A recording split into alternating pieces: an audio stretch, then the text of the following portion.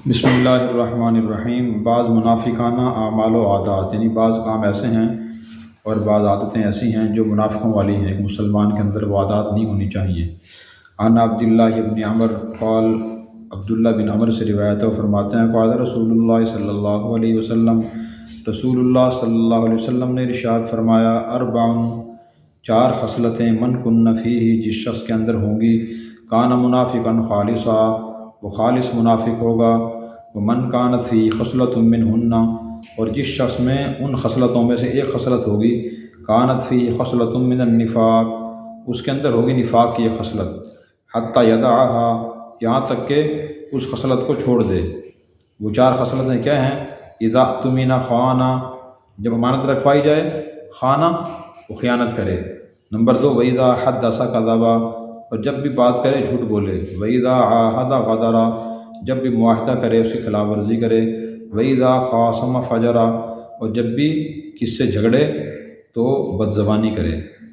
تو یہ صحیح بخاری صحیح مسلم کی متفق علیہ حدیث ہے۔ آپ یہ فرما رہے ہیں کہ چار عادتیں ایسی ہیں جس شخص کے اندر ہوں گی وہ خالص منافق ہوگا، اور جس شخص میں ایک خصلت ہوگی، ایک بری عادت ہوگی، اس میں منافقوں والی ایک بات ہوگی۔ وہ چار خصلتیں یہ ہیں۔ نمبر 1، جب بھی آدمی کے پاس کوئی امانت رکھوائی جائے، امانت کیا ہوتی ہے کہ آدمی کسی کو چیز دے دیتا ہے، پیسے، کوئی چیز، یہ پکڑ لیں میں بعد میں لے لوں گا آپ سے، یا آدمی کسی کو بات کہتا ہے کہ میں نے مشورہ کرنا ہے آپ سے، ایک بات بتانی ہے راز کی، کسی کو بتانا نہیں، وہ بات بھی امانت ہوتی ہے۔ تو وہ بات کسی اور کو کہہ دینا، یہ چیز رکھوائی ہے تو وہ وقت پہ واپس نہ کرنا، اور یا اس کی حفاظت نہ کرنا ہے، ضائع کر دینا، یہ امانت میں خیانت ہے۔ اس شخص کے اندر خیانت کی عادت ہے، وہ اس کے اندر منافقوں والی عادت ہے۔ نمبر 2، دوسری بات فرمائی کہ جب بھی وہ بات کرتا ہے جھوٹ بولتا ہے، یہی منافق کی عادت ہے۔ اللہ معاف کرے، بہت سے مسلمان ایسے ہیں ہر بات میں جھوٹ بولتے ہیں، جو بات کریں گے جھوٹ، ہر بات میں جھوٹ۔ خدا نخواستہ ہمارے اندر ہی خصلت ہے، اسے ختم کرنے کی کوشش کریں۔ اور اس کا نقصان یہ ہوتا ہے پھر جو آدمی امانت میں خیانت کرتا ہے، جھوٹ بولتا ہے، اس پر لوگ اعتماد نہیں کرتے۔ اگر والد میں بری عادت ہے، بیٹا اس پہ اعتماد نہیں کرے گا، بیٹے میں والد بھی اعتماد نہیں کرے گا، بیوی کے اندر یہ بری عادت ہے، شوہر اعتماد نہیں کرے گا، شوہر میں عادت، بیوی اعتماد نہیں کرے گی۔ کسی عام شخص میں عادت ہے، معاشرے کے لوگ اور اس کے دوست اس پر اعتماد نہیں کریں گے کہ یہ جھوٹا آدمی ہے، پتہ نہیں صحیح کہہ رہا ہے، جھوٹ بول رہا ہے۔ وہ کسی کو کہے جی میں بہت پریشان، مجھے پیسوں کی ضرورت ہے، میں نے دوائی لینی ہے، میں نے کھانا کھانا ہے، اور وہ ہے جھوٹا، اس کا ریکارڈ خراب ہے، وہ جھوٹ ہی بولتا رہتا ہے، تو لوگ کہیں گے پتہ نہیں جھوٹ بول رہا ہوگا، سچا ہے جھوٹا ہے، پہلے جھوٹ بولا تھا اس نے، مجھے لگتا نہیں کہ بھوکا ہوگا یا بیمار ہے، دوائی کی ضرورت ہے، پیسے اس کے پاس نہیں ہیں۔ اور اگر سچا آدمی ہے، وہ کسی کو کہے گا جی مجھے بھوک لگی ہے، پیاس لگی ہے، بیمار ہوں، دوائی لینی ہے، کھانا کھانا ہے، تو لوگ اس پہ اعتماد کریں گے، بھی بندہ تو سچا ہے۔ جی کس سے وہ کہتا ہے کہ جی آپ مجھ سے یہ وعدہ کر لیں، اور لوگوں کو پتہ ہے کہ یہ وعدے کی پاسداری کرتا ہے، وعدہ پورا کرتا ہے، لوگ اس پر اعتماد کریں گے۔ اگر وہ ملازم ہے تو اس کو ملازم رکھ لیں گے کہ یہ انشاءاللہ جو وعدہ کر رہا ہے میں پورا کروں گا تو یہ پورا کرے گا۔ کس سے قرض مانگے گا کہ مجھے قرض دے دیں، فلاں تاریخ کو واپس کر دوں گا، تو اگر وہ وعدے کا پاسداری کرتا ہے، سچا ہے، تو لوگ اس پہ اعتماد کریں گے، بندہ ٹھیک ہے یہ دے دیں اس کو۔ اور اگر اس کا الٹ ہے کہ اس کا ریکارڈ ہی خراب ہے، جب بات کرتا ہے جھوٹ بولتا ہے، جب وعدہ کرتا ہے خلاف ورزی کرتا ہے، کوئی اس پہ اعتماد کرے گا نہیں۔ تو یہ ہمیں اس لیے ان باتوں کا خیال کرنا چاہیے۔ بہت سے سمجھدار لوگ بھی ان باتوں میں مبتلا ہیں، جب بولتے ہیں جھوٹ بولتے ہیں، جب وعدہ کرتے ہیں خلاف ورزی کرتے ہیں، انہیں سمجھایا جائے بھی ایسا نہ کریں، گناہ ہے، تو وہ کہتے ہیں جی کون وعدہ پورا کرتا ہے، دنیا ایسی چل رہی ہے، لوگ ایسے ہی کرتے ہیں، میں اکیلا نہیں ہوں، لوگ سارے ہی ایسے کرتے ہیں۔ تو یہ بات انتہائی غلط ہے۔ کسی کو وہ یہ کہتا ہے کہ سارا دنیا ایسی چل رہی ہے، لوگ ایسے ہی کرتے ہیں، اس کا مطلب یہ بتا رہا ہے کہ میرے ہاں وعدے کی اہمیت نہیں ہے، سچائی کی اہمیت نہیں ہے، تو اندر لوگ اس پہ اعتماد نہیں کریں گے، معاملہ اس سے نہیں کریں گے۔ پھر فرمایا کہ جب وہ کسی سے جھگڑا کرتا ہے تو گالیاں دیتا ہے، یہ بھی غلط بات ہے۔ آدمی کس سے اختلاف ہو بھی جائے، مہذب بات کہے، مثلاً یہ کہے بھی آپ جھوٹ بول رہے ہیں، آپ نے صحیح بات نہیں کہی، یا آپ بھول رہے ہیں، بات ایسے نہیں ایسے تھی۔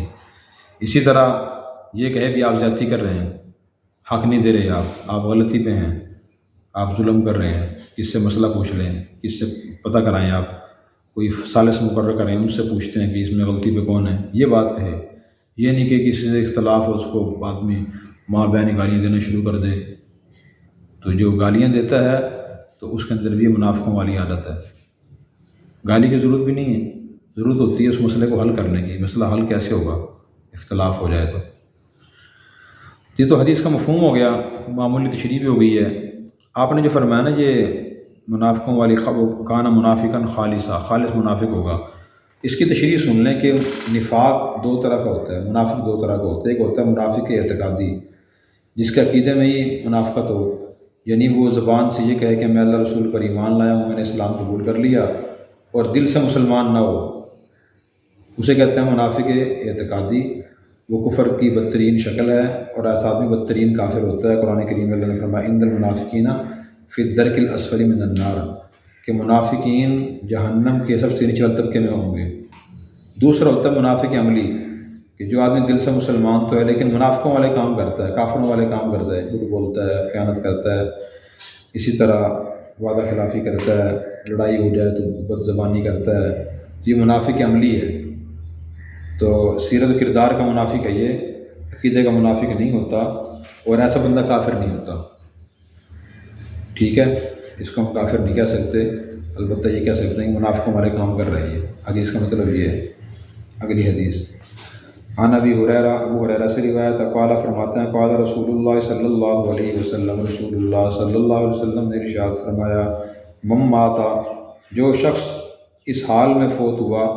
ولم یغزو، اس نے جہاد بھی نہیں کیا، ولم یحدث به نفسا، اور نہ اس جہاد کے بارے میں خود سے کوئی بات کی، مات علی شعبۃ من نفاق، ایک طرح سے منافق کی صفت پر مرا۔ صحیح مسلم کی حدیث آپ یہ فرما رہے ہیں کہ جو آدمی مسلمان تھا اور پوری زندگی گزار دی اس نے، نہ اس نے کبھی جہاد کی نیت کی کہ جو جہاد کا موقع ہے میں جہاد کروں گا، نہ کبھی اس نے جہاد کیا، ایک طرح سے منافق ہو کے مرا وہ بھی۔ لیکن مسلمان کے دل میں جہاد کرنے کی نیت بھی ہونی چاہیے، یہ نیت ہو اگر زندگی میں کہیں مجھے اسلامی جہاد کرنا پڑ گیا، ضرورت پیش آئی، میں جہاد کروں گا، اپنی جان اللہ کے نام پہ قربان کر دوں گا، یہ نیت ہونی چاہیے۔ انس سے روایت قال فرماتے ہیں قال رسول اللہ صلی اللہ علیہ وسلم، رسول اللہ صلی اللہ علیہ وسلم نے ارشاد فرمایا تلک صلاۃ المنافق، یہ منافق کی نماز ہے، یجلسو بیٹھا رہتا ہے، یرقب الشمس، سورج کا انتظار کرتا رہتا ہے، حتی اذا اصفرت، یہاں تک کہ جب سورج زرد ہو جاتا ہے، وکانت بین قرنی الشیطان، اور وہ ہو جاتا ہے شیطان کے دو سینگوں کے درمیان، قاما، وہ کھڑا ہوتا ہے، فنقرا، وہ ٹھونگے مارتا ہے، اربان، چار، یہ چونچے مارتا ہے چار، لا یذکر اللہ فیہا، اس نماز میں اللہ کا ذکر نہیں کرتا، الا قلیلا، مگر بہت کم۔ یہ بھی منافق کی نشانی ہے کہ آدمی نماز میں بلا وجہ تاخیر کرے، مثلاً عصر کی نماز کا وقت ہو گیا، فضول بیٹھا ہے ایسے ہی، نماز نہیں پڑھتا، ابھی پڑھتا ہوں، بیمار بھی نہیں ہے، مصروف بھی نہیں ہے، اور یہاں تک سورج زرد ہو جائے اور غروب ہونے قریب ہو، جو نماز کا مقروض وقت شروع ہو جاتا ہے، پھر جلدی جلدی اٹھے اور وہ مرغ کی طرح جو پرندے کے چار چونچے مارے زمین پہ، تیز جلدی جلدی نماز پڑھ کے فارغ ہو جائے۔ تو نماز میں بلا وجہ تاخیر کرنا، مقروض وقت تک تاخیر کرنا، اور نمبر دوسرا یہ کہ اس کو جلدی جلدی پڑھنا، اس میں فرائض واجبات سنت اسی طرح ادا نہ ہو سکیں،